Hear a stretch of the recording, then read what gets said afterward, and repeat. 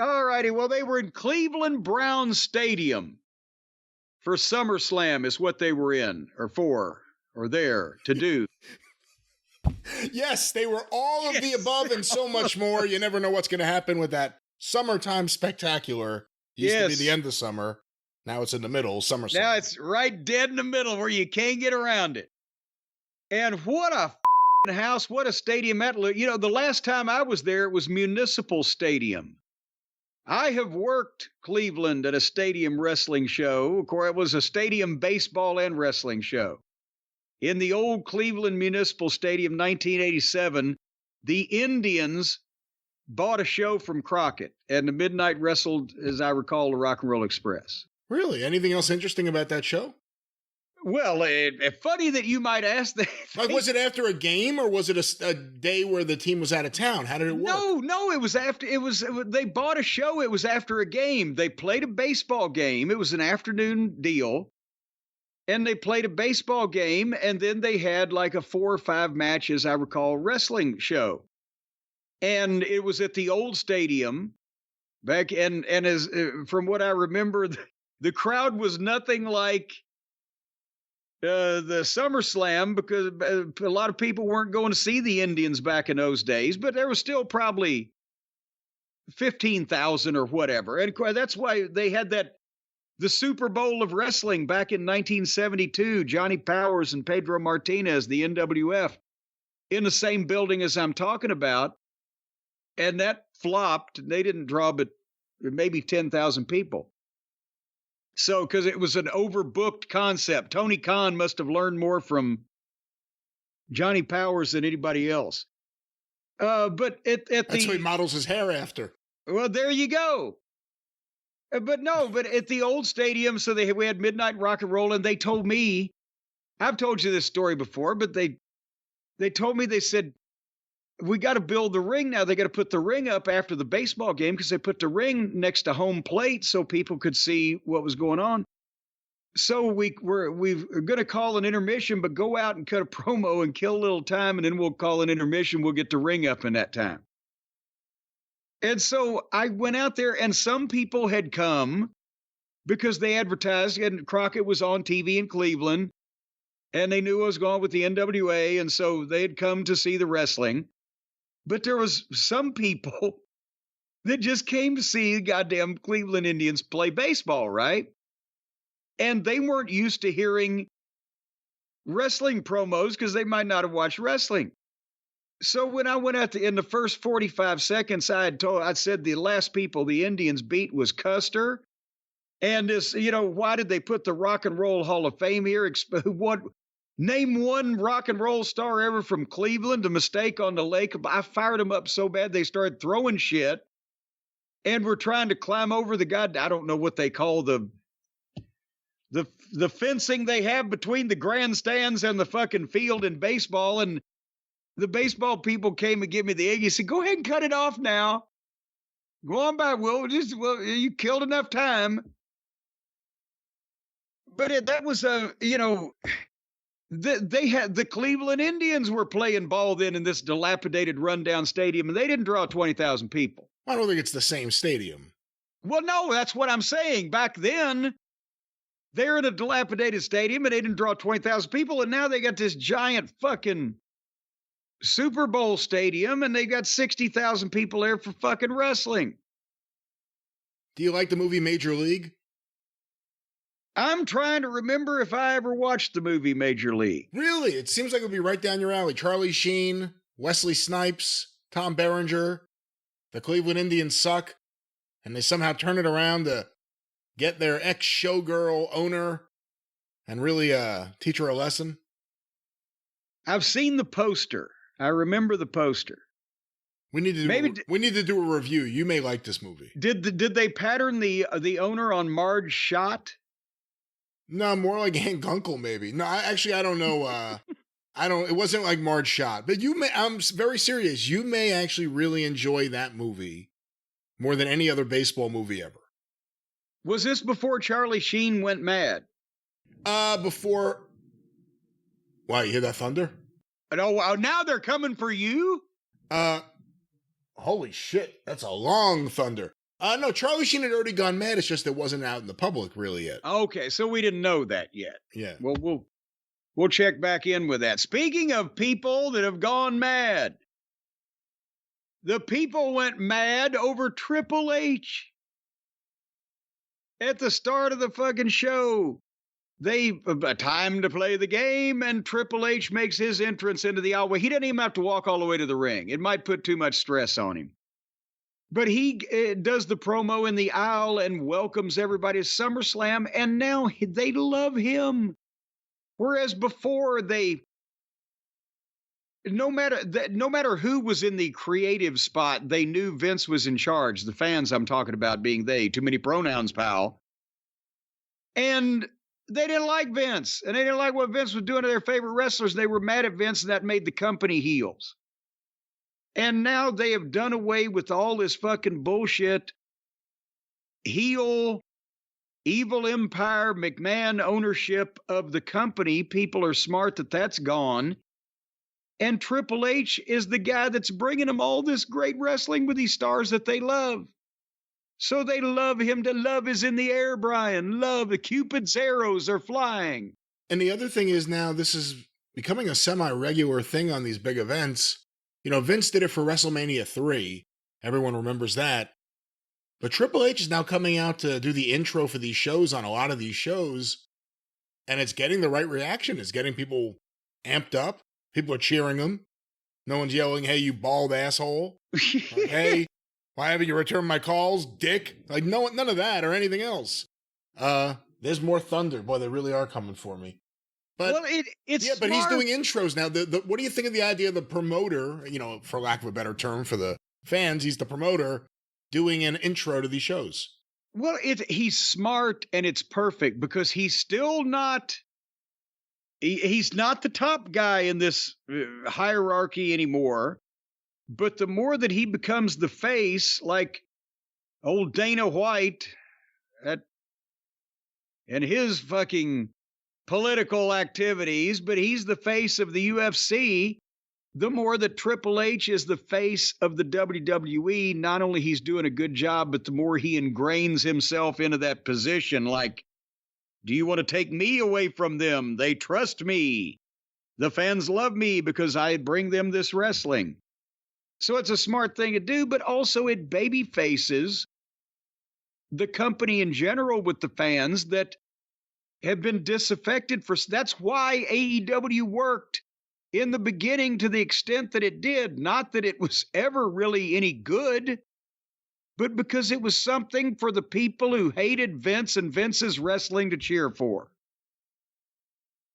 And now that they don't have to hate the other company, and the other company has all the stars, and the other company is giving them shit they want, that's why only the really drooly, knuckle-draggy type of goofy comedy wrestling fan is still rabid, you know, in support of the other guys that don't make sense and present a secondary product. That's why I think I said this a year ago when this whole thing started to emerge, that AEW has lost their primary weapon, which was that so many people just didn't want to like the WWE. Now they're like, oh shit, this is great. And I ain't got time for that other stuff. That's just me, but I think there may be something to that fucking thought, just if you dig down in it. But then Triple H, I'll say this and I'll let you comment, Brian, got heat with me by introducing Jelly Roll, who sang something in the ring. I bet now that he's a celebrity, he's rethinking those prison tattoos on his fucking face. I don't know. It's kind of the in thing now with some of the kids, especially if, you know, you want to show that you're hard. Well, but I don't care whether he's hard or not. By the way, did you see the size of that belly? He probably can't tell whether he's hard or not. Well, again, I don't know. What was the question? The thing with Jelly Roll, he walked in a gym one day where I was working out. Really? I was working out and he walked in the gym. And I said, holy shit, look at you, the size of you, you're fat. And he said, yeah, I know I'm fat. And I said, how long's it been since you've seen your dick? And he said, it's been a long time. And I said, why don't you dye it? And he said, why? What color is it now? All right. You know, there's no reason to, once again, this man has to go through life with those tattoos. There's no reason to make fun of him any further. On his fucking face. Anyway, and the Miz is the host in the crowd. He's the host with the least. But they started out with the women's title, Rhea Ripley, Liv Morgan, Rhea Ripley accompanied by Dominic Mysterio, Mommy and Poo Poo are back together again. What did she call him? Dom. Dum dum, bam bam, whatever. Anyway, you know, I think you will probably agree with me here that Rhea Ripley is the best talent currently in women's wrestling and maybe of all time in women's wrestling at an in-ring level. She's very good on promos and she's really over, but just in ring, she stands out, I think, above any other female in the business. And I agree. You asked me, so I'm going to jump in on here and make sure I'm on the record. I agree. And in terms of who we've seen here in the United States on TV, I don't think anyone's ever been better than her. And at the same time, I've said that I'm not much on Liv Morgan, but they've told a great story here. And they've got the people into it. And I like this because Liv Morgan is still in the ring to me is sloppy and unbelievable. And I don't get it. And, you know, if she was a little Weasley manager or something, blah, blah, blah, I'd like her a lot more. But nevertheless, the match was good because Rhea Ripley can make something out of any kind of a match. And because the people were into it because of the story. So Liv is still not Mildred Burke, but this worked. And again, there was some element of psychology and logic placed in it that Rhea is twice her size, and she ran from Rhea and hid from her until finally Rhea caught her and beat her up for a while. But then when Rhea had a miscalculation and got her bad shoulder run into the turnbuckle, then she could sell the bad shoulder, which she does so well, and gave her a reason to sell for tiny little Liv and to be at a disadvantage against tiny little Liv. And, you know, again, Ripley's, the basics, the facials, the little things are fantastic that I got to be honest with you, most women, even the really good women, don't pick up on. That, and I would have to be sitting here breaking down video to show you what I'm talking about. But anyway, I'm not sure that I like the idea. At one point, Liv Morgan goes for the dive on Rhea. She's on the floor, and Dominic shoves Rhea out of the way and eats the dive. And that was fine for a spot like it was. People reacted to it. But with where they ended up going, I wish they hadn't done that to me. You know what I'm saying? I don't want to spoil it for the people who haven't heard it yet. You think it was too much doing it that first time? It doesn't make sense with what's going to happen later. Why would he want her to miss? You see what I'm saying? Right. Yeah. I mean, unless they're going to come up with some argument, but what's the argument? And he could have easily have gone, looked up and seen her flying and gone, oh shit, and put his hands over his head because he is a chicken shit prick. And he wouldn't have committed, and he could have, you know, got out of the, whatever. Anyway, finally, after Rhea had sold the shoulder, it's out. She's screaming, it's out to people. She does the deal where she runs it into the desk and, quote, puts it back in and makes her come back. Is that a Mel Gibson thing? Because he's from Australia too. Oh, I don't know. I thought, you know, he's a schmuck. I don't know if anyone goes based on that. Do you think that was done too much in this match? Well, Stacey pointed that out. because she said, well, that's what Mel Gibson was doing in the movies, and that's where they got the idea, because he's Australian. I don't know. He didn't write the movie. But, well, he goddamn perpetrated it. What do you think of that spot? Because that was, again, done in a similar fashion later in this match. I think if she did it once, it was fine. When she did it again, I'm like, if my shoulder had been separated, I don't know if I want to run it into that turnbuckle again another couple times. But nevertheless, it wasn't a great match. Liv is awkward, but they got the story. And Liv kept going to the arm, and finally, then they did a spot. Here's again. Liv Morgan gets a chair and comes in the ring, and the referee stands there and looks at her. This is not a no disqualification match.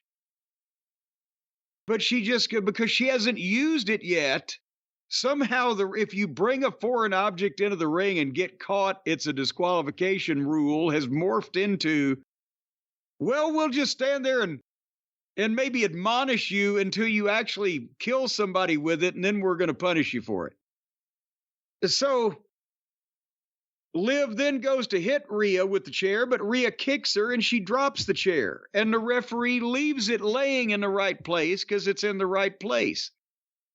This is starting to sound like lazy booking. And it was. They want to do something, but goddamn, take some more care to get there.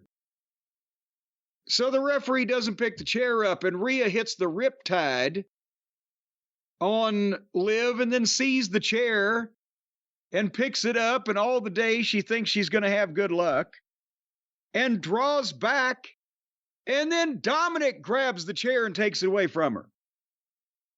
And says, you can't win like this. Meaning the referee has tried to do nothing. So Dominic says, you can't win like this. And she's like, why can't I fucking win like this?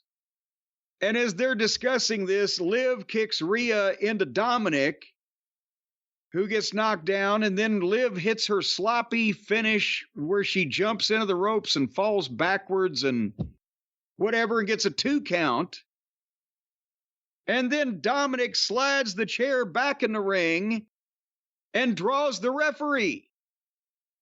So that one would think Rhea Ripley could pick up the chair and he's had a change of heart, but instead, where he slid it in, Liv ran and jumped into the ropes and did her sloppy finish to Rhea on the chair and pinned Rhea Ripley 1, 2, 3. And then everybody, what the fuck? And then Liv rolls out, and Dominic, that no good, that reprehensible cad, that bounder, that rapscallion, he picked Liv up and he hugged and he kissed her right on the mouth and everything, and left with Liv and ran out on Rhea. And you just know she's going to have to do something about that. If I was in high school again, I could appreciate this more, but the people are into it. Dominic and Liv together could be a heat machine. It's just a heat machine, and I don't work for nobody. Make me think of something. No, I'm trying to make you stop. When Dominic was first with Rhea, she was still a heel to the point where the fans weren't cheering her yet. Yes. Now it's awkward. Now it changes everything. All of a sudden now he's with I don't think, is there any woman in the women's division with more heat than Liv Morgan? Well, probably not, because she's the one that just stole Dominic away from Rhea. That means she's one of the mean girls. I think personally, I think she saved Dominic a lot of heartbreak because Rhea was gonna trade up at some point. She's too big of a star to have little Dominic trailing around with her. Well, we'll see what happens, but that was the opening match. I thought it was a fun match. Whatever sloppiness you're attributing to Liv Morgan, Rhea Ripley saved. Like the spot where she landed on the chair, all these different things. Oh, yeah. Rhea Ripley, the way she moves around the ring, you believe she's hurt a lot, even when she's not. She's, I think, the very best we've ever seen. Yeah, so that's why you're saying you can accept Liv if Liv is sloppy. You wouldn't mind sloppy Liv Morgan. Once again, ladies and gentlemen, Jim Cornette. Well, in the back, in the back of the building, the Judgment Day clubhouse, Dominic Priest came in and was pissed, and his ass and JD Funko and Finn and Carlito. Where's Dominic? And then he snatched Finn up. Did you know about this? And Finn's like, no. Well, where is the little prick? And everybody scampers out to find Dominic. They put out the APB. And because Priest is not happy about what's happened here, he has brought dishonor to the Judgment Day. He asked for the prick. McAfee yelled piece of shit, I think, at the end of the first match. I think asshole may have gotten on this show as well. Yeah, he was on it. He was on it, but he was in one of the later matches. What do you think, though, of this? It's not the Attitude Era or anything, but the idea that they're opening up the language thing. So if you are watching with a kid still, they're now just introducing all. I mean, we're a few weeks away maybe from fuck. Well, see, the thing is, I used to on pay-per-view, okay, yes, then you can say asshole or, prick or whatever, but now this is not really pay-per-view, it's on Peacock, so the kids have it in their very own home. But I guess, have you seen the kids running around the fucking hills and valleys these days? I guess they probably heard worse than asshole. But it is quite a departure from when they couldn't say boo to a goose because Vince was mad that they wouldn't get a sponsorship from Gerber baby food or whatever. What do you think of this dynamic? The idea that Priest is upset that Rhea, who he was one of the founders of Judgment Day with, was screwed over by Dominic. Well, that's perfect with where they're going later on, which we called all this shit, didn't we? Pretty much all of it. I think we have to go back and listen to our predictions, but I think we were fairly well accurate in much of the things that we said. As far as the way the things were going to turn out here, flesh out, shake out, rattle and roll out, whatever, who was going to win. We done pretty good, didn't we? Speaking of which, for the Intercontinental title, Sami Zayn versus Braun Breaker. And I'm sure that a lot of the modern fan, the AEW type of fan, would just be just putrefied by this match because it didn't go that long. Well, it didn't seem like it was 7 or 8 minutes. I don't know if it was that. But what a rotten match because they made the step to get Braun Breaker over by beating Sami Zayn, who went 25 minutes with Roman Reigns in about 7 fucking minutes.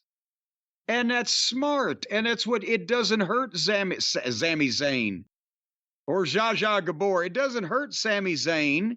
He's already over. It was done well. There was a reason for it. And both guys did it perfectly. And Braun Breaker gets over as a goddamn beast. It was back and forth. Sami using the speed and agility and Braun Breaker being physical and mauling him. And apparently now McAfee was calling it a Breakensteiner instead of a Frankensteiner.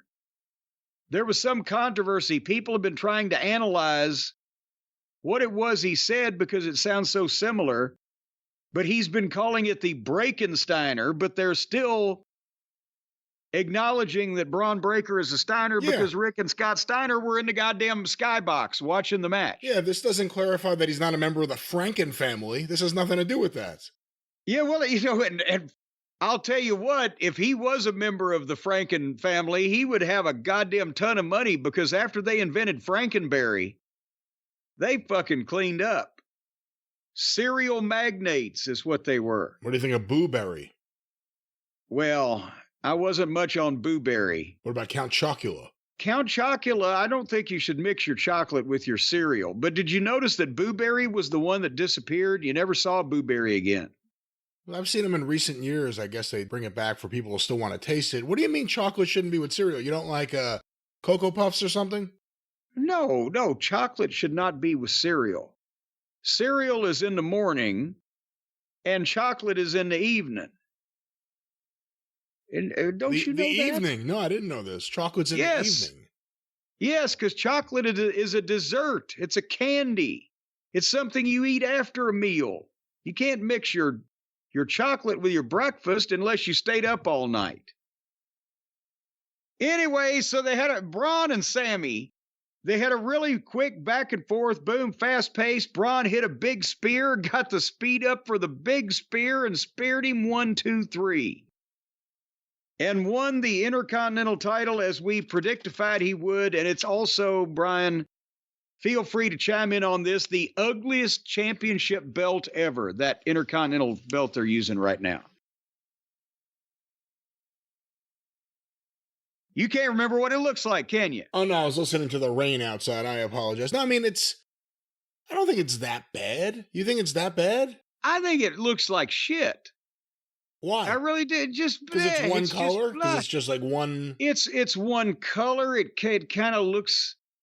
it doesn't stand out. It doesn't have prominent features. It's like a hubcap. A fancy hubcap. Speaking of a fancy hubcap, can Logan Paul find any weirder looking fucking friends? Well, when you're looking for unemployed people to hang on, there's only so many people you could pick from. Every one of his friends, they are all named by their initials. They all dress inappropriately, look he came out with some skinny tattooed guy named MGK. That's Machine Gun Kelly. He's a musician. Well, he must be. He had his fingernails painted. He had a razor blade earring. He weighed about 120 pounds, even though he stood apparently about 6 feet tall. And he had, again, an obvious prison tattoo. How long did he spend in jail to get all those tattoos? Who are these fucking people? Are you slapping stuff? What are you doing over there? I turned my chair creaked here as I moved in it. Were you slapping before the creak? I may have put my pen in again. Okay, that may have been it. That may have been it. Would you like me to slap somebody? I have a few candidates if you need a list. Yeah. Well, anyway, it was Logan Paul and LA Knight for the U.S. title. And Logan Paul comes out with the skinny guy named MGK, I guess, Machine Gun Kelly, you say. He's so skinny, when he gets a sunburn, he looks like a thermometer. When he sticks his tongue out and turns sideways, he looks like a zipper. He could hula hoop with a Cheerio. He has to run around in a shower to get wet. All right. He could fucking limbo through a garden hose. Anyway, they had the match for the U.S. title, and as we mentioned, LA Knight needs to produce. But the people here were with him. He drove up in the prime truck that he stole Friday night and broke one of the windows out, and then made the entrance, and Logan Paul jump starts it, and they fight on the floor, and they fight into the prime cart, and Logan Paul spits prime in LA Knight's face. I bet that could have blinded you, that kind of battery acid stuff. And he cleared off the desk, and then LA did the yeah heads to the desk and gave Logan Paul a big neck breaker on the desk. And then they got in the ring, and the referee rang the bell. Remember when... Again, whenever both guys got in the ring or came near the ring and they started fighting, the referee was like, oh shit, ring the bell, here we go. Now they can fight apparently for 10 minutes, but as long as they don't both get in the ring, the referee doesn't have to ring the fucking bell. When did this rule change pop up? Well, I don't know. They change all sorts of rules with counting and referees and what's a DQ and a countdown. Countdown. Instant replay. I get to hit. Well, anyway, this was, again, it was a good match. It wasn't anything revolutionary. It was exactly what it needed to be. Babyface against heel. They love LA Knight. They hate Logan Paul. And so LA Knight cooked on him, and then Logan Paul posted him and started some heat. LA Knight fought from underneath. Finally made a comeback.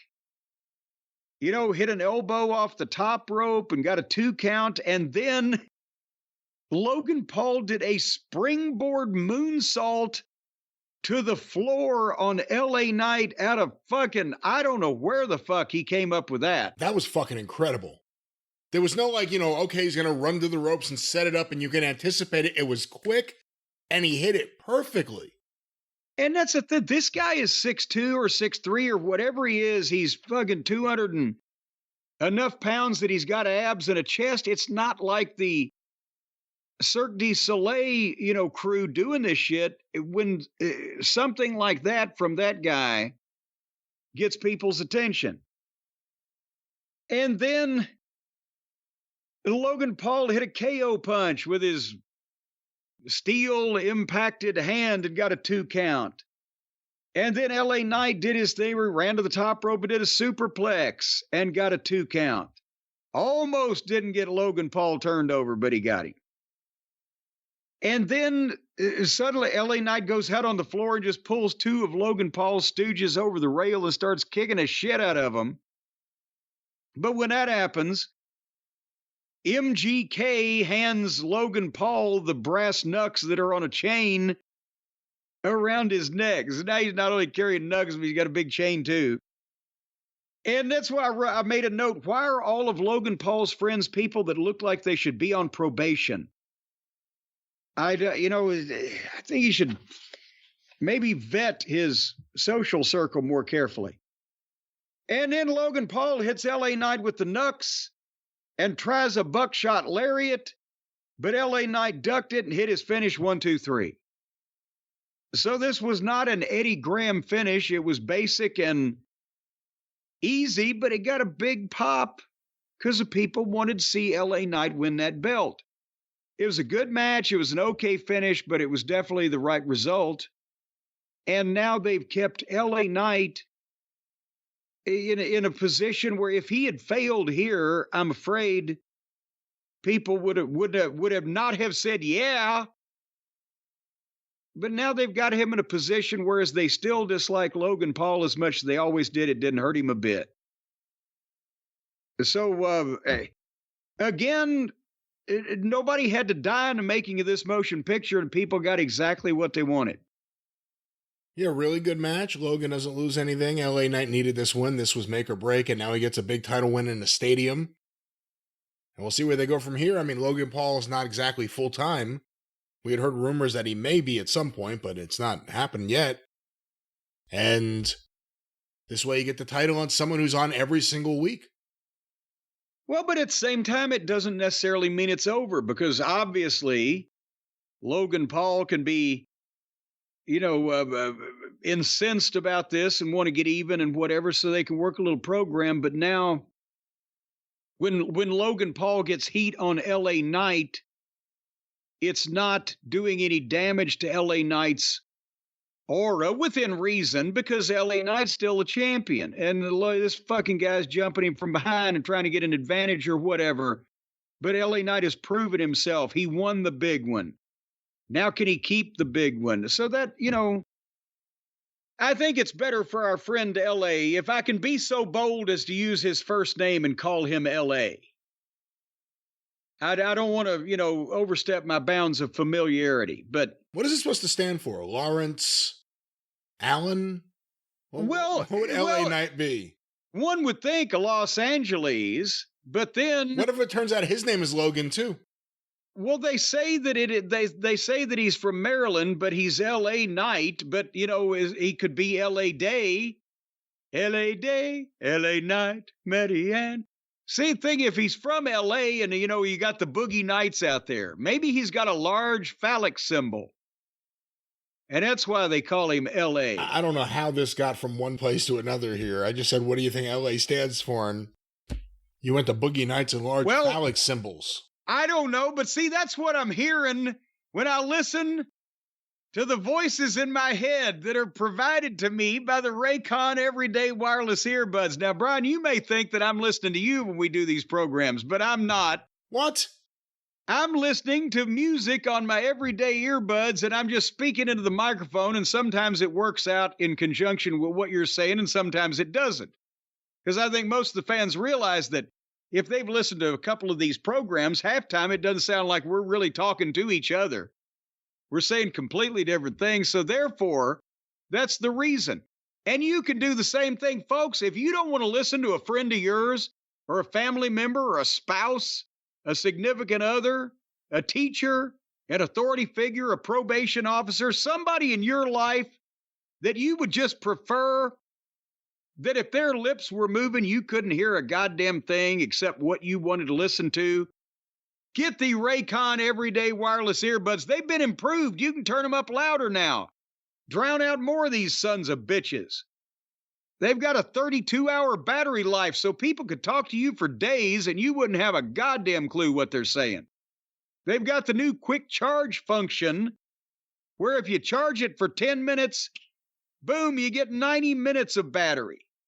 And see, that's more minutes of battery than you'll get for 10 minutes of charging anywhere else, Brian. Can you deny that? I cannot deny what I don't understand. Well, and you've proven my point. The ergonomic design will fit the widest range of ears. Folks, no matter what, if you've got satchel ears the size of an Indian elephant, or if you've got little dainty shell-like ears, it doesn't matter. You just lube these things up and give them a good shove in with both thumbs. No lube required. That's right, they're pre-lubed. There's no lube. They come slicker than whale shit in an ice floe already, folks. When they come out of the box, hold on to them. They might just hop out of your hand and slip right down the floor. They're easy to manage in your hand. Well, with your fingers. They melt in your hand, not in your ears. They don't melt. You never have to worry about them melting. Well, don't put your head in the oven while you're wearing them, because we don't want to test this fucking guarantee. Just don't put your head in the oven. Let's leave it at that. Well, no, if you're not wearing the Raycons, you can go ahead and stick your head, because we're not going to tell you how to live your life. We tell them how to live their life when it comes to the oven. Don't stick your head in the oven. When it comes to the oven. That's right.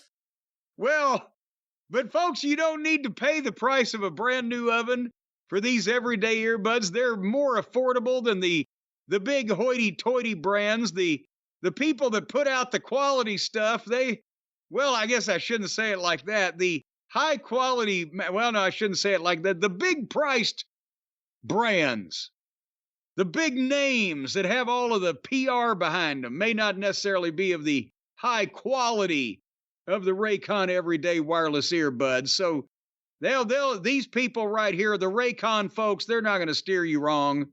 They're only going to cheat you out of a small amount of money instead of a major amount of money. They're not going to cheat you out of anything. Well, not that you're aware of. And if you're not convinced right now, Raycon offers a 30-day happiness guarantee for easy returns. If you buy, no matter how many pair of everyday earbuds you buy them, you get them, you're not happy with them, Raycon is reasonably certain they're going to be in business another 30 days, so they will give you a 30-day guarantee. If you send them back, they'll give you your money back. And after 30 days, we can't make any guarantees. Where are any of us going to be a month from now? There's no way to tell. We can guarantee Raycon will be here in 30 days and into the future. Well, they'll be here in 30 days. If you don't pay them, they'll be here in less than 30 days, knocking on your door to get their money. Once again, let's talk about what you get when you pay your money, not people who don't pay their money. Well, you get multi-point connectivity. You get active noise cancellation and customizable sound styles, the awareness mode, all of those things, and they're sweat resistant and weatherproof, unless you're in a tornado. And then your earbuds may still be working, but you won't fucking know it. But right now, you can go to Buy Raycon, that's BUYRAYCON, buyraycon.com/JCE, and listen to this, Brian. You're going to get 20 to 40% off site-wide. 20 to 40% off, depending on what you purchase. Site-wide, all over the site at buyraycon.com. So we've done this math many times. If you buy 3 things at 40% off, you're going to get 120% off. That's incredible. They're actually going to send you money not to send them any money. And they're still going to send you your stuff. That's the way it works, right? No.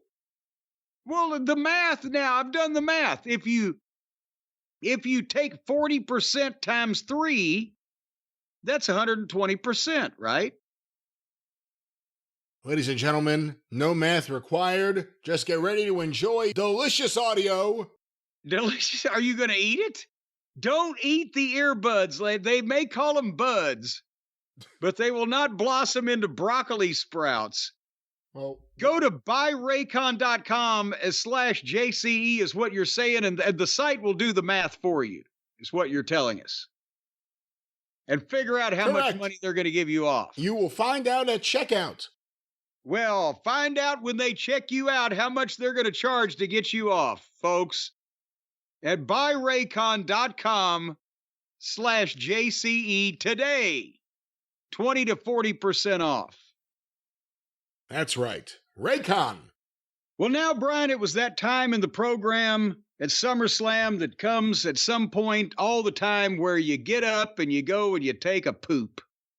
And that happened when the women's title was defended between Bayley and Refrigerator Jax. And yeah, I know the show is going along smoothly and nothing's been too crummy and that type of thing, but I can't watch this giant Barco lounger fucking roam around the ring. It gives me anxiety, like the kids say. Did you watch this? First of all, you never said these kind of things about Jerry Blackwell or even Stan Frazier, was never, I can't watch this walking couch. You didn't say any of that shit about them. No, because Frazier was a walking fucking appliance box. Oh, well, that settles that. Then that settles that. No, I always said Frazier was the shits, too. Lawler could every once in a while draw some money with him, but... The fact that you knew she was going to win the title, did that help or hurt you watching the match? I didn't really know, but I suspectified because of the push they've been giving her. And this whole thing with Tiffany Stratton, I was trying to think of the name of the power tool that she's named after. It wasn't Black & Decker, it's Briggs & Stratton. Maybe Tiffany Black or Tiffany Decker would have been better. Well, you see, if you would accept their offer of being the head of creative, you could have suggested that, but instead, no, you got to stay home and hang out with the trees. That's because they got the deal with Pepsi, and I wanted a Sprite contract. You see, Pepsi's not the number 2 anymore. Who is number 2? I think I saw that it was a certain one, but before I make a fool of myself, let me double check. Number 2. Of course, we're taking the soft drink field we're talking about. Dr. Pepper is now the number 2 soda. Dr. Pepper has overtaken Pepsi? Dr. Pepper has overtaken Pepsi. Well, that surprises me. Where do you stand on Coke versus Pepsi? Well, I don't like either one because they got the caffeine and that'll poison me. But I was always a Pepsi person previously, but I, at the same time, would acknowledge the fact that Coke is the original. Coke is like Kleenex. It's ubiquitous. And I can't believe that Dr. Pepper, with that weird concoction of synthetic flavors that they've got going for them, has passed by one of the great American cola companies. And they say he's not even a doctor. He never passed any examination that I've heard of. I've never seen a diploma. All right. Well, it makes me want to have a Dr. Pepper. So why don't we get back to Bayley versus Nia Jax? Well, we'll go to the refrigerator. And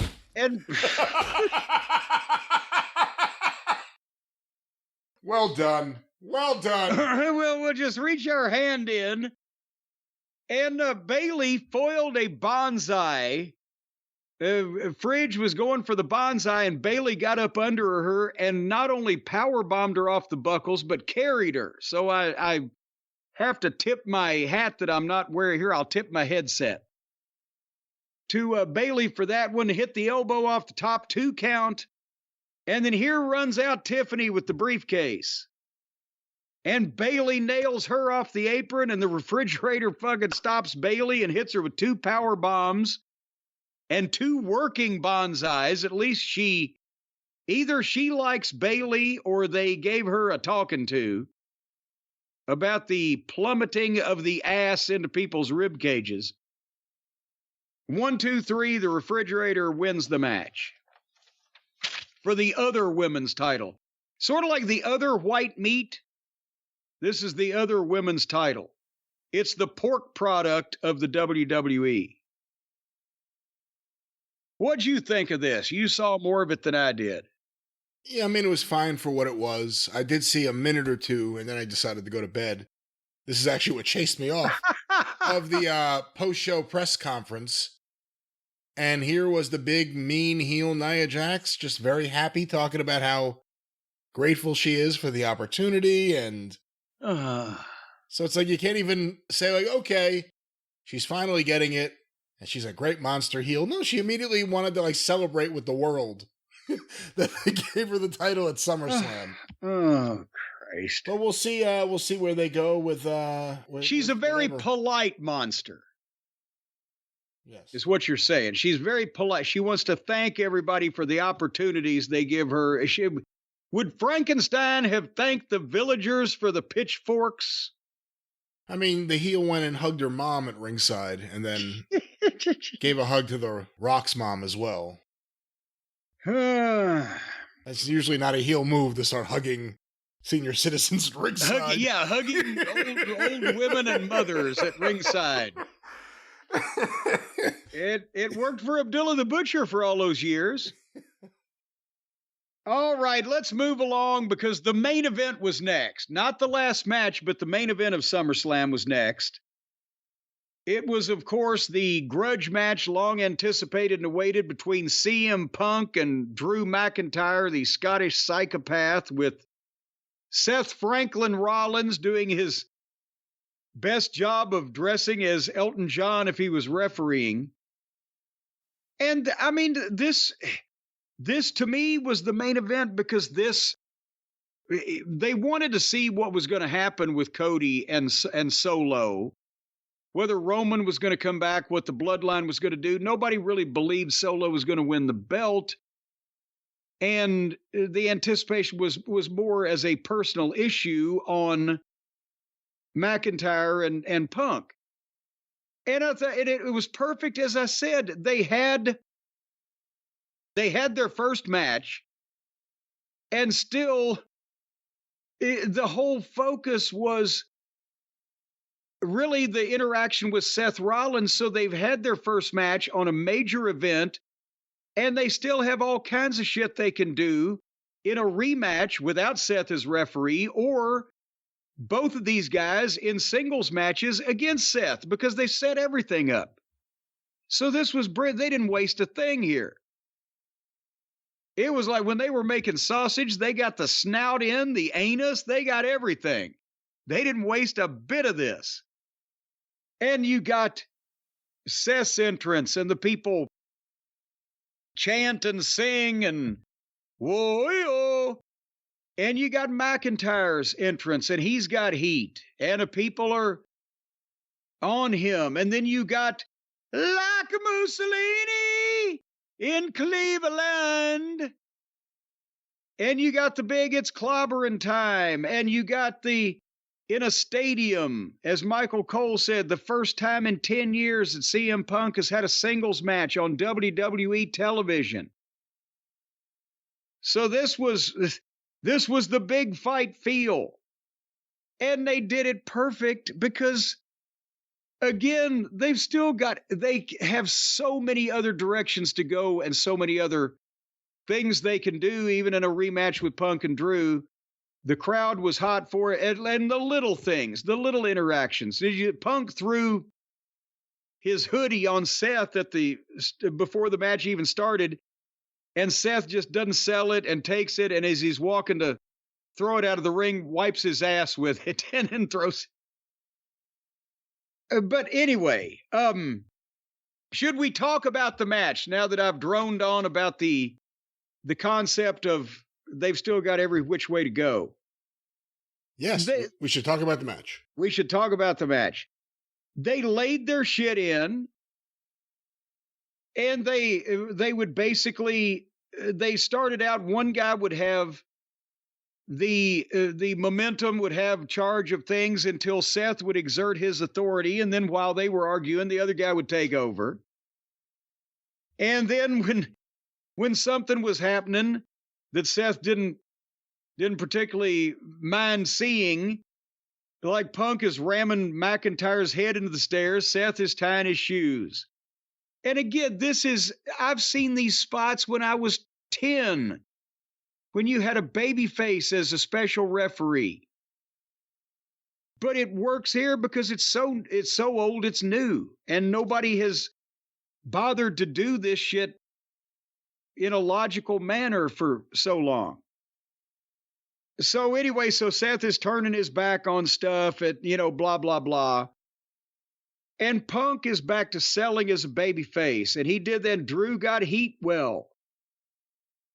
And at the same time as Seth was doing some things where he's letting them play, he didn't start counting cockeyed. All the counts that he gave were normal on false finishes, so he wasn't tipping his hand that he was just going to fuck somebody outright. He's just letting them fight, right? That's what it means.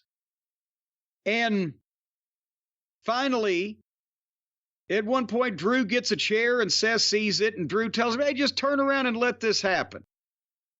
And Seth does, but then as Drew draws back, Seth grabs the chair because he can't go that far, right? It's got to be hand to hand. And then they did the spot reminiscent of Shawn Michaels, Bret Hart, The Undertaker, where when Drew pie-faced Seth swung the chair and Drew ducked, and Seth almost hit Punk, but he held up.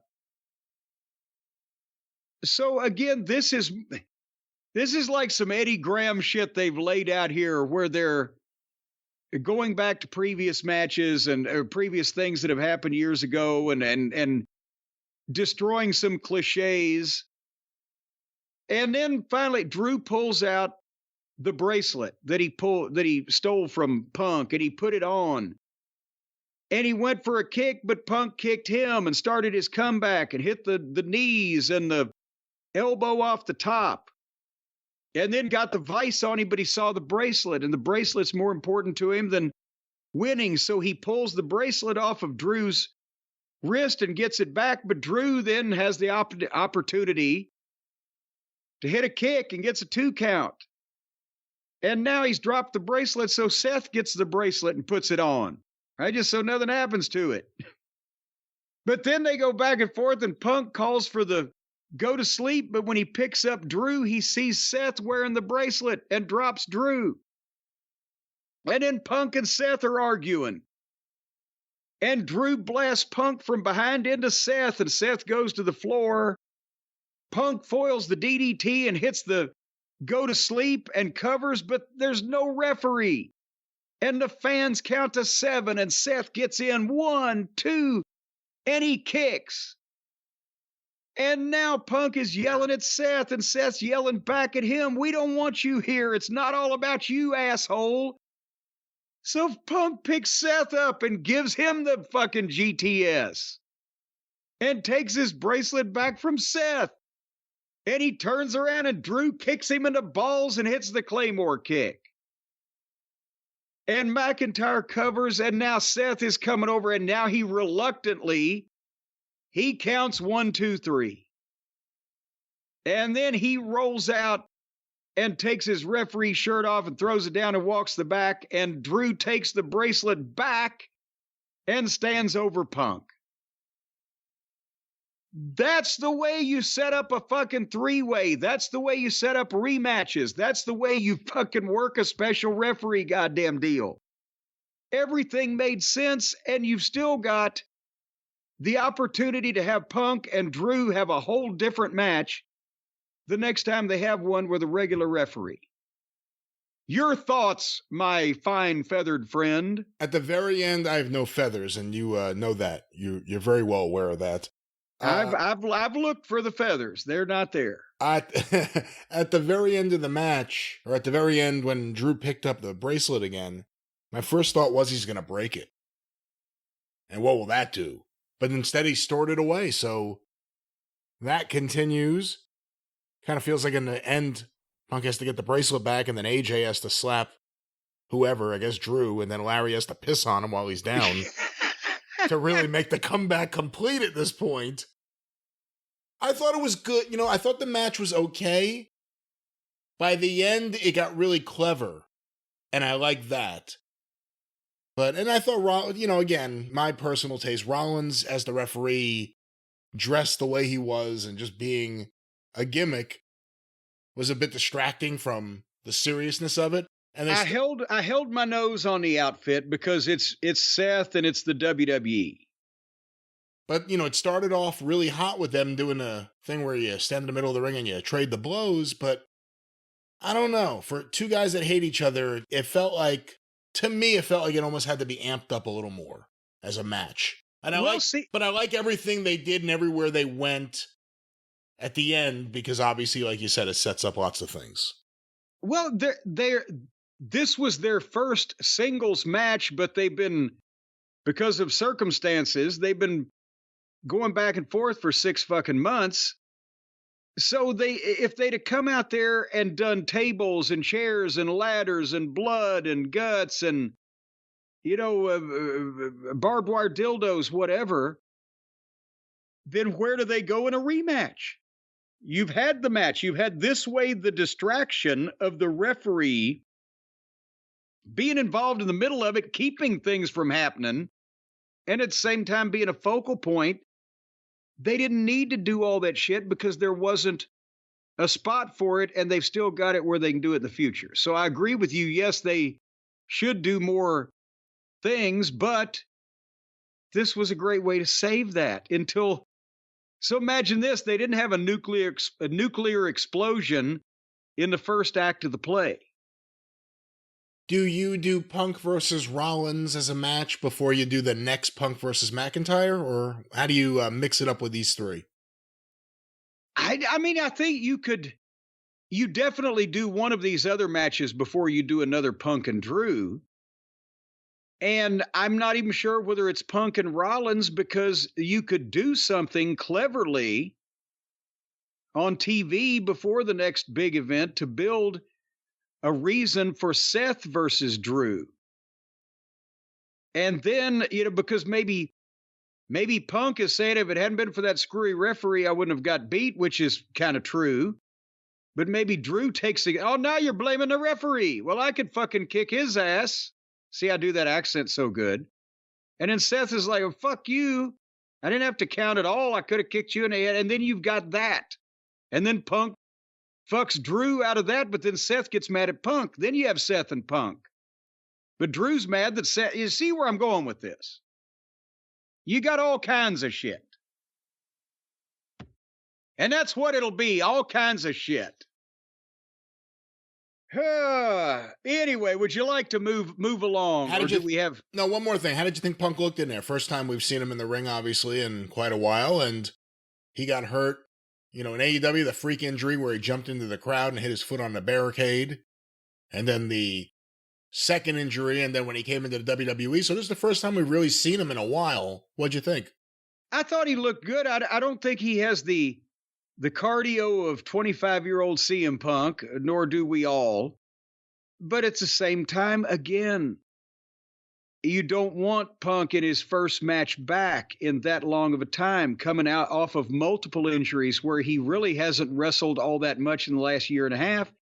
You don't want him trying to do what fucking Edge did and jumping off the top of the cage, right, and breaking his own leg. Well, I think he's smarter than that, but yeah. Well, but I'm saying, yes, that's why he didn't do it, Punk is. But I'm saying you don't want him to, because again, this is major money on the line. And when you can get these people to where they're buying the tickets and they're screaming at the top of their lungs and they're reacting to everything, when the guys are having safe and entertaining matches instead of risky car crashes that they really do get hurt from, and you can't capitalize on what you've built, and it hurts the business and it hurts the company and it hurts the talent.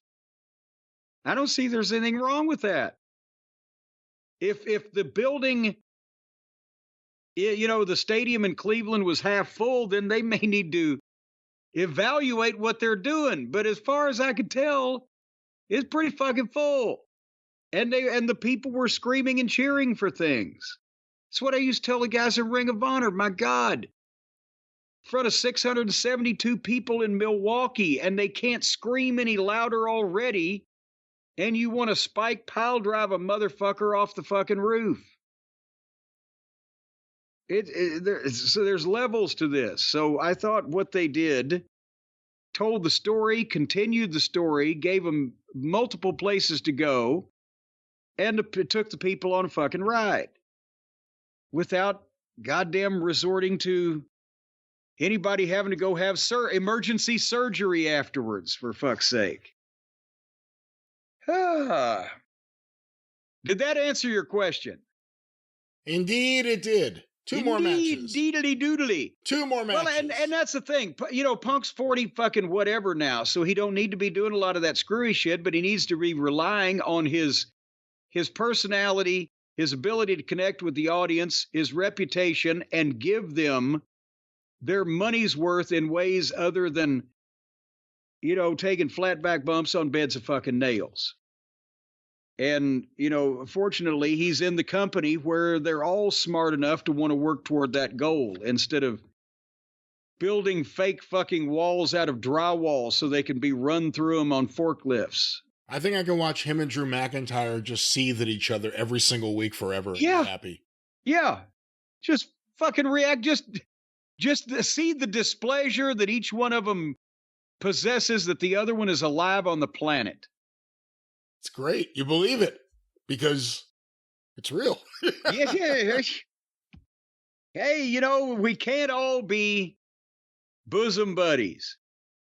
Speaking of the bosom buddies, it was now time for the world title to be on the line before the world title was on the line.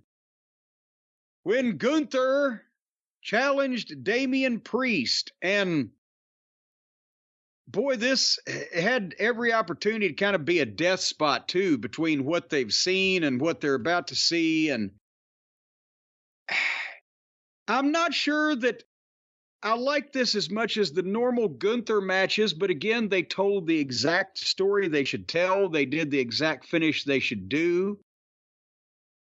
And is it that Priest does a lot of modern stuff, the spinning and the leaping and the kicking in the air and the blocking and the parrying and the thrusting, and Gunther's such a really a great throwback to an old-fashioned Gene Kiniski kind of motherfucker, just comes straight at you, that was it a bit of a clash of styles?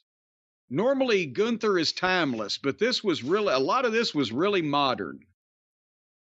You know, and you didn't, and I'll say the one more thing and then you respond. You didn't have the pure babyface and heel dynamic from the start you usually have, where Gunther is bullying a smaller guy. He was trying to make Priest his physical equal, and they transitioned Priest to a babyface by the end, but it wasn't there at the start. Now you talk. There's no Priest-Gunther history or feud or anything that really seems like a big deal. So there was no energy, not that everything could be Punk versus McIntyre, but like that at the beginning. It was just two guys wrestling. At least Priest was wearing all black. I don't think purple has helped him. And he was wearing all black, and yeah, he wrestles a lot of Maybe you should go to lavender. He wrestles a lot of the modern style. He does a lot of that stuff. And Gunther, Gunther has wrestled pretty much mostly guys who wrestle that style his whole career. They also followed Punk McIntyre. They were also clearly the only match before what people thought may happen in the main event. It is kind of the death spot. You said before something interesting. You thought the finish was what it should be. Do you mean Gunther winning? Do you mean the method in which he won it? Or do you mean the Judgment Day story coming together leading to him winning? Gunther winning is what they should have done, and Finn being responsible is what they should have done. I don't know if it could have been a little more exciting than what actually happened. But let's get, basically in the match, not really a blow-by-blow. That's all they did. Punches, chops, and kicks. And Gunther's chest was bleeding from the and not one of the Jericho blade jobs, try to get one of his Japanese turtles over, but actually he was bruised up. But they laid it in and had a big guy fight, back and forth until finally they got to the story. Finn got to ringside to cheer Damian Priest on. And Priest had fired up and made a comeback and hit a couple clotheslines and a razor's edge and a choke slam and covered Gunther. And as the referee goes down to count, Finn rolls in and put Gunther's leg on the ropes and rolled back out. And then Priest gets up like, what the fuck happened? And he looks and he sees the replay on the screen, which is a nice touch because why wouldn't you? It's on a giant screen. If you're not sure what happened, they're going to show you again. No, that was great. They had a shot behind Priest of him watching the big screen. So you all got to see how he was brought to know about this. He was how the jig was up, as they say. And their Finn had his back turned and he's smiling and doesn't realize until he looks and realizes, oh shit, he saw that. And then Priest goes toward Finn, but Gunther got the sleeper from behind and had him down. And then Priest kind of fought out and reached out and grabbed Finn, but Gunther grabbed him from behind and powerbombed him, got the sleeper again, and put him out. And that to me was a little flat. Once that Finn or that Priest knew that Finn had done it, he's reaching for him.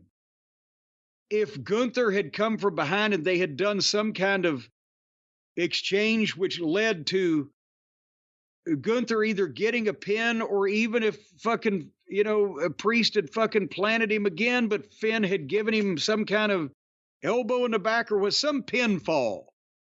When everybody just goes down and lays there for a while after a betrayal should be followed by a shocking 1, 2, 3, oh my God. Let everybody react. When you're watching a guy sitting in a hold, to me, it takes so long. They're already thinking about what happened. They're anticipating the guy's lost. It's not as big a pop when he does lose because they saw it coming. Have I made all those points halfway clear? Halfway. It was a little blah at the end there. But so now Priest, Dominic has pissed Priest off by turning on Rhea. Finn, for reasons I'm sure he'll explain next week on TV, did what he did when he did it. Priest loses the world title as we predicted to branch off into the Judgment Day. This kind of like Dusty booking in that they don't want Priest to get even with Gunther. So Priest has somebody else to go get even with so the people don't notice that he's not getting even with Gunther. So everybody's in the right place. It was a little blasé on the end. I don't know. You tell me. What do you think Judgment Day becomes? I mean, we'll find out soon enough, obviously. Do you think it becomes Finn leading JD and Carlito? Or does it become Dominic with Liv and all 5 of them? Then that's the new Judgment Day. I don't know about that. Because you got to think, is he going to just go after Finn or is Dominic tied into it? Because again, it goes into earlier. You got to assume now he was lying to Damian about knowing what Dominic was up to, right? I think Finn as a single and as a former champion there, and he's got a track record. He's got a nice program with Priest for Priest to redeem himself and come out ahead in the end. And then I don't see why Priest and JD wouldn't be a tag team and let Dom and Liv be on their own for a while, and potentially as they're trying to run from Rhea, then potentially you've got the mixed tag with Dom and Liv and Rhea and Priest. But does there need to be a Judgment Day? Are the people going to set the seats on fire if there's no Judgment Day? I don't think they'll set the seats on fire. Is the Judgment Day something that people aren't sick of that you could use as a prop to fill up TV time? I just wish they'd get rid of the clubhouse. Well, yeah, who's paying rent on that thing? Yeah, say, whose name is it in? Did they sign a lease? They're still signing everything in the name of Adam Copeland, apparently. Is there a security deposit? I bet Adam Copeland put the security deposit down when he started the whole thing. Boy, how things change. Adam Copeland starts a group called the Judgment Day, and now he's home with a broken leg working for the distant number 2 company. And a guy that was a flunky of his just lost the world title in front of 60,000 people for the big company. And this is the moment Judgment Day found out their shirts have not been selling as well as they used to. All right, time to break them up. But anyway, that, I don't know. But everybody's in the right place now. Gunther is the world champion, and as we said, he can get heat off of having a belt that people view as secondary by talking about how he's making it more important than the other one that they think is important. Whereas a babyface couldn't really do that. And who's he going to feud with, Jey Uso? I hope not, but we'll find out. Did you watch any of the Miz and R-Truth and Theory and Waller and Jelly Donut segment? When I saw that The Miz was coming out, he was the host with R-Truth, I used that as my break. I didn't realize, and now I know for the future, every match there was like a minimum of 15 minutes between matches. And if I knew that, I would have used my time better. But I used this as a chance to go outside and, have my late night joint. Well, you didn't make a mistake, because I speed searched the goddamn thing because I don't watch this live because there is 15 minutes in between matches. But basically, a lot of people on Twitter was, well, I can't wait to hear Cornette tear this apart. Well, I didn't even watch it, and I can still tear it apart. Because it's not even about why is Miz the host? Why is there a host? What does the host do? He came out and announced the crowd. Triple H could have done that, whatever the case. 57,791 is what they're telling people. And I guess they had to shoehorn R-Truth in here in some kind of way. But you talked about earlier, we were both talking about it, that things have improved since Vince has been gone as far as just the really silly, stupid stuff, the distasteful, whatever. But why do the goddamn musicians have to now beat up the wrestlers? Jelly Donut came in the ring and ended up choke slamming Austin Theory, who got all kinds of air for him. But just because Jelly Donut weighs 500 pounds doesn't mean that he should be treated like a goddamn physically imposing motherfucker, when in actuality, the only way he could probably hurt you is if he fell on you. And his stomach is so big he couldn't reach you if he was reaching out in front of himself, because he can't reach past the end of his fucking belly. And you could obviously outrun him. So, my point is, why did all the goddamn musicians, why do they have to let them in the ring to do wrestling moves to the wrestlers? I assume he got paid to be there. He got the promotion of singing his song on a big show. He could buy another couple of fucking face tattoos. But Jesus Christ, why do the musicians have to get to beat up the wrestlers? Does this happen in the UFC? This is one of those things from Vince that still may carry over, where they're so happy to get anyone that they think is a mainstream celebrity or a celebrity somewhere else to be there, that they could just completely debase the heels or beat them up. At this point, Austin Theory absolutely must have pissed off a lot of people. Yeah, he must have just goddamn horrible heat. Because I didn't watch this, so when you said he got chokeslammed by Jelly Roll, I'm like, oh my God, like what? Again, Waller right next to him. It's Theory that is made to look like the putz. Maybe he's one of those guys with one of those personalities. He beat John Cena at WrestleMania. And then Jelly Roll beat him at SummerSlam. Anyway, it was now time, ladies and gentlemen, for the last match of the evening. For the WWE Undisputed, well, it's actually disputed by the guy that has the other title, but for the WWE title, the big one, Cody Rhodes and Solo Sikoa, the new tribal chief, and they gave the big entrance to Solo, but then they went back in the back and they went all the way to Cody's bus. The camera's on the bus, and watch him get off the bus and tip the bus driver or what, and be handed the leash of his dog Pharaoh, who wasn't allowed on the bus. Apparently not, because he was already standing out there waiting for him. But it was not, he kissed Pharaoh on the head. See, I love a man who loves his dog. And he's walking Pharaoh through. Now, the only thing is, he didn't come out with Pharaoh out in the building. So why was he walking Pharaoh toward? Couldn't he have just left Pharaoh to watch the monitor like the rest of the family? But anyway, here's the story of the entrance is, as he's walking through the back leading the dog, he looks over to the left and he sees Arn Anderson. And he's, "Whoa. You mean to tell me that's when Cody first realized that one of his oldest friends was in the building? Just hanging out, just there leisurely in a polo shirt." He was surprised he wasn't in catering. Well, he looked like he had been there. And Arn gave him a pep talk that was not well mic'd, and Arn doesn't have the projection that he used to have in his voice. And he told Cody that he still has friends. They're on the way. You can do that type of thing. It was a pep talk.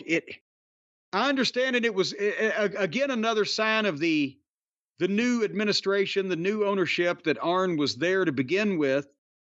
And he is an important figure in Cody's life and background. And he has been talked about. But this wasn't a stirring, go out there and win one for the Gipper type of speech that you would have thought maybe in that environment. Should they have done that on the bus where it was a little more intimate, you could hear better? It may have been something for like the moment before Cody leaves the bus, he gets to hear some words from Arn, but, you know, Arn's not really a big rah-rah guy. You're not going to get that from him. It's not like, it's not like he's going to stand there like Jimmy Hart and, you know, jump in the background and yell, "Go get him, go!" Well, no, but I mean, maybe you need that. Maybe you needed that. A stirring motivational speech like the Enforcer in the day would have given.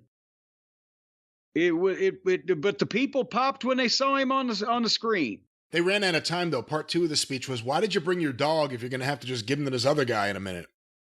Yeah, well, and Pharaoh's being passed around, for heaven's sake, like an unwanted dog at the pound over and over before this bit. Anyway, and then they said it was his last trip on the road.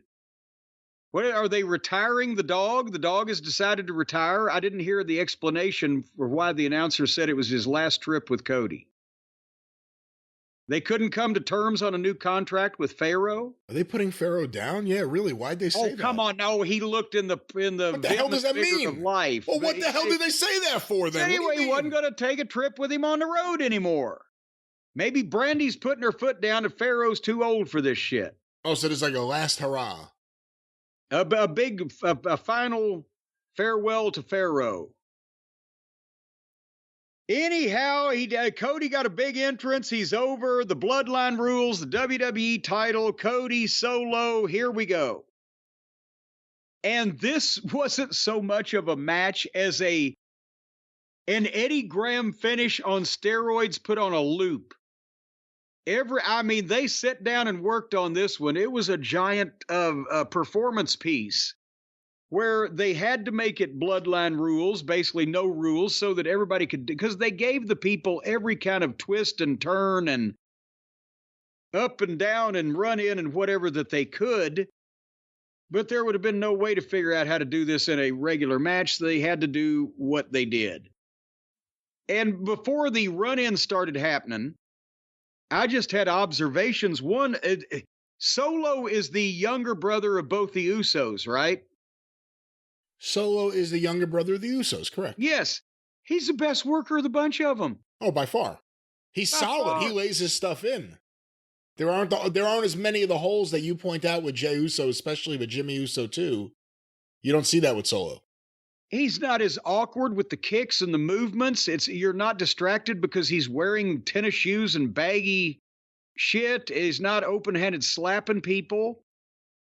And he does different stuff. And before I've mentioned that I thought Solo was sometimes limited in what he was doing, but Cody obviously was the captain here and either brought out more in him or he's trying to expand his repertoire, but he And the Samoan drop that he does is more like a Samoan release suplex, where instead of coming flat down on the guy like Jacob does, he's fucking boosting him and throwing him. But it just, his in-ring is coming along, and I think his confidence is coming along. And I think he did more different stuff here than any match I've seen of him or the Usos maybe put together. But finally, to start the run-ins, Cody hit a big superplex and both sold it. And they went into a yay boo exchange. And then Cody fired up and hit the crossroads. And right then, here comes Tama Tonga and Tongaloa. And you know what I'm about to say. It's gotten to be... I love it. He's my favorite. Look, before you insult him or say anything. All right. Tongaloa, when he came out there, I'm thinking, oh, right, there's been all these past incidents that seem ridiculous, but when you put them all together, it's quite the picture. Now he has an eye patch. All I'm thinking is, wouldn't it be funny if, like, he just doesn't go the right way because of the eye patch? If it threw off his depth perception. Because we're talking about a guy with two eyes that missed a stationary nut shot. That whiffed a guy, hitting a guy in the balls, and the guy wasn't moving. And so in this one, he comes in and they hold Cody, and he's going to try to run and spear Cody backwards kind of into the turnbuckles.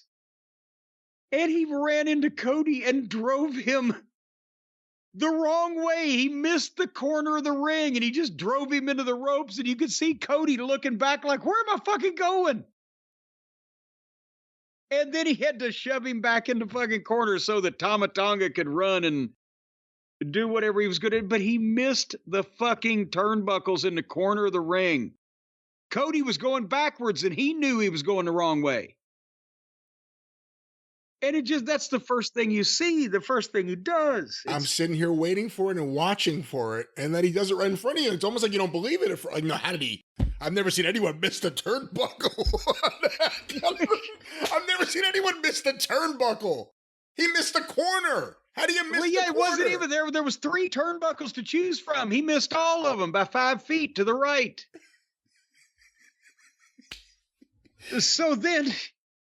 But then the Tongas beat up Cody and Solo covers him, but he gets 2 count.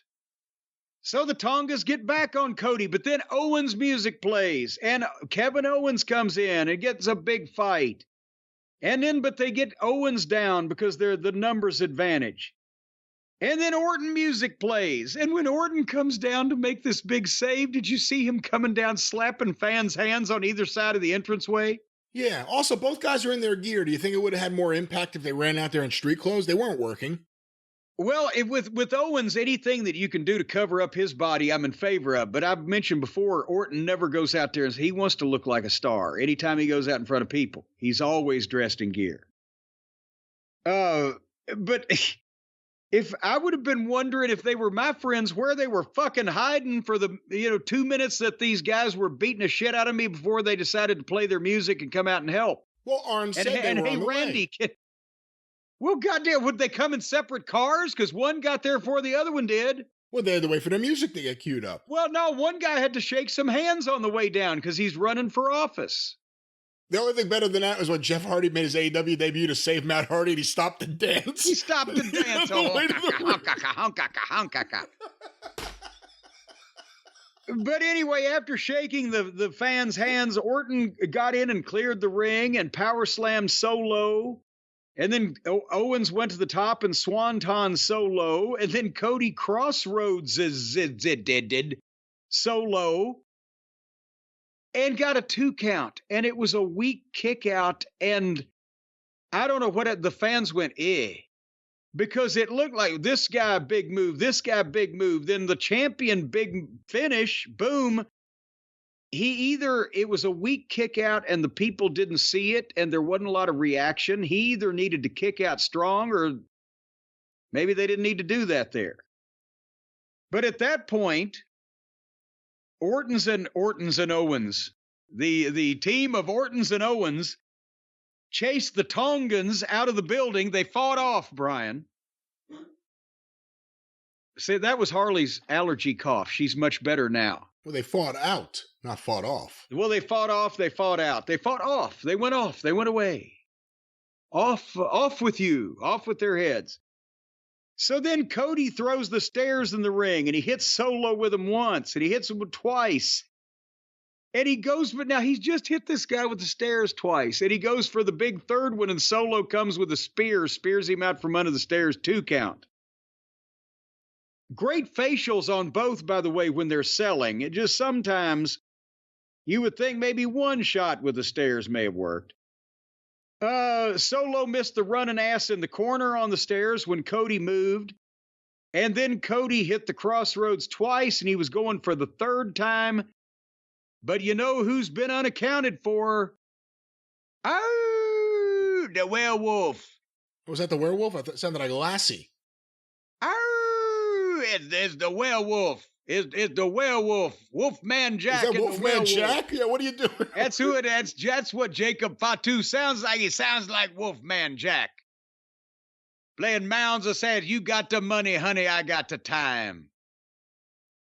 And Fatu levels Cody Rhodes and hits the springing moonsault and puts Solo on top of Cody. 2 count. Holy shit. So then Solo says to Fatu, put him through the table. And Fatu puts Cody on the announce desk, clears it off. Who puts their desk back together? I saw the desk cleared off at least 3 times, right? And then the next time somebody goes to do it, all the monitors are back, the notes, the wiring, everything's right there. They sweep it all off again. Do they have a desk reassembler over to the side? Or do you think each announcer has to fend for themselves? You grab a leg and I grab a leg? No, they have to have someone there. You grab a leg and I grab a leg, honey. You grab a leg and I grab a leg. So he cleared off the desk of the thing, and he goes the top rope, and he splashes Cody through the table. But instantly, Jacob Fatu grabs his left leg. I believe it was his left leg. And he's screaming, and he did an incredible job of selling it. It looks like he's either had a leg broken or broken somebody's leg before. Because he did a fantastic fucking sell job. Many people were convinced that he was goddamn fucked up. Well, apparently he was seen around today in a walking boot. And I'm proud of him for that too. That's the modern day equivalent of the neck brace. Because, maybe we're going to find out that he broke a bone or two. But what I'm saying is there was a need, because of what was going to happen next, for Jacob Fatu to be rendered in compos mentis, rendered irrelevant there. They couldn't, with the push they're giving him and the build they're giving him, they couldn't have somebody else take him out that would destroy his aura of danger and potential invincibility, but they couldn't have him up and about for what was about to go on. And what is the perfect compromise? He hurts himself in the act of hurting someone else. And then he can't get back in and interfere in what's going to go on. So I say bravo. Mwah, chef's kiss to that fucking leg sell. And then when they roll Cody back in the ring, Solo fucking splashes him off the top rope and gets a 2 count. Cody is goddamn indestructible, but at least he's not 132 pounds like Darby Allin. And then Cody foils the spike that Solo tries and kicks him and hits a cutter on him, and both of them are down, and you think, well, what in the world else can happen? And suddenly the opening drum beats of Roman Reigns' music hits, and the fans in that fucking stadium go absolutely batshit insane. And I'm saying, what? It's like they just saw their mother return from a fucking lunar fucking landing that didn't go well. Holy shit, did you hear that fucking pop erupt when they all knew instantly what that fucking drum roll meant? Yeah, no, it was a major pop, and, people were hoping for it, and they finally got what they were hoping for. Oh, they've been chanting for "We Want Roman," and since the way that he left at WrestleMania, let's say April, May, June, July, so he's been gone for 4 months. The time is right. They're ready for it. Boom. They see the screen. They know it's him. And then here he comes, and he's walking to the ring with the game face on. And he fucking slides in. And even the announcer going like, yeah, but, who's he? Because he's got the history with Cody. And he's obviously not going to be happy with Solo and the way he's been running his pie hole around the place. And he settles things instantly. There wasn't a big milk, which I was glad of because it was there. He Superman punches Solo and hits Solo with a fucking spear. Boom, and gets a big pop. And then looks at Cody and steps out of the ring and starts walking to the back. And Cody grabs Solo and hits the crossroads. Boom, 1, 2, 3. And then Roman looks back over his shoulder at Cody, and Cody's looking at Roman. And one of them was looking back to see if you were looking back to see if I was looking back to see if you were looking back at me. But boy, and that's why Jacob Fatu, you still don't know what will happen physically when Jacob Fatu and Roman Reigns get mixed in with each other. And Jacob Fatu had a good reason for not getting in the way of Roman Reigns doing what he did to Solo and Cody winning the match. He was taken out of the equation. So everything fell right into place perfectly, but we still didn't answer questions that it was too early to answer. What can Solo and Roman do to each other? And et cetera, et cetera. Do you think Heyman should have come out with Roman in a wheelchair? He could have just pointed. Them, him, he did it. Well, now see, this is perfect because why Roman is in no danger right now. Roman was in control of the situation. If Heyman had showed up, you've still got another great return. If Roman can be put in a place of jeopardy, that not that Heyman can come and physically, rescue him from, but that Heyman can do a wise man thing and put him, maybe the wise man thing is the wise man is the one that puts Roman and Cody finally together as a team against Solo and Jacob.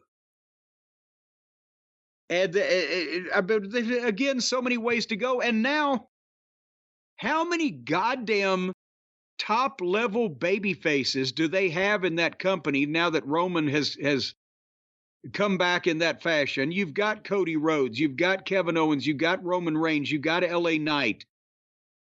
And of course, Randy Orton, who at some point probably over the next run of big shows in Saudi Arabia, $100 million spectaculars, will stab Cody Rhodes in the back and be one of the hottest heels in the company. But they've got mega baby faces now. It's insane. Well, that was the insanity known as SummerSlam. And again, I joke that, yeah, they may be making more money these days, but back then we had the crowds. Now they've got the fucking crowds too. 60,000 people in Cleveland ain't nothing to sneeze at. Cleveland. Have you ever, I spent a month there one night. I'm telling you, that is not It makes you wonder what Vince McMahon and Kevin Dunn think, because they can't just completely ignore what's happening. The fact that things are so hot, they've maintained it. They started advertising it, like I told you, the John Cena tour, the year-long tour. I mean, they've got everything set up for another hot run, or for this hot run to continue. It's crazy to think about. You would never really thought I mean, I guess a lot of people thought things would improve when Vince was gone, but the fact that business, it's through the roof. It could almost not get any hotter right now. Well, actually, it could, because they sold out a stadium in fucking Cleveland without John Cena or Randy Orton advertised, or Kevin Owens advertised, or Roman Reigns advertised, or Brock Lesnar advertised. Jesus, and The Rock. They've still got The Rock. Yeah, and they probably got at least one more good run out of him before the big scandal that takes him down forever. And the mixed tag team match with Atta. But that's what I'm saying. It's like, my God, it can get bigger. What the fuck? Anyway. And for the people who think we're blowing them, no, we still recognize when shit sucks, and much of it does, especially on the regular weekly television. I still don't want to watch Raw, ladies and gentlemen. No, but goddamn, and that's part of the thing, is our astonishment that they've got the personalities so over that they can do as little as they do and sell as much as they sell. So that was indeed SummerSlam, one for the ages, and boy, howdy, it's going to be probably another month or two until they get $50 million from Saudi Arabia, or fucking put 30,000 people in a building somewhere. Wait until they go to London and break the Wembley record. That's going to be the big moment. Oh, God. 2 nights in a row. Tony's going to, he's going to just fucking, his head will explode when they go there and 2 nights in a row beat his single attendance record. I'm wondering if, they may sell out the pay-per-view.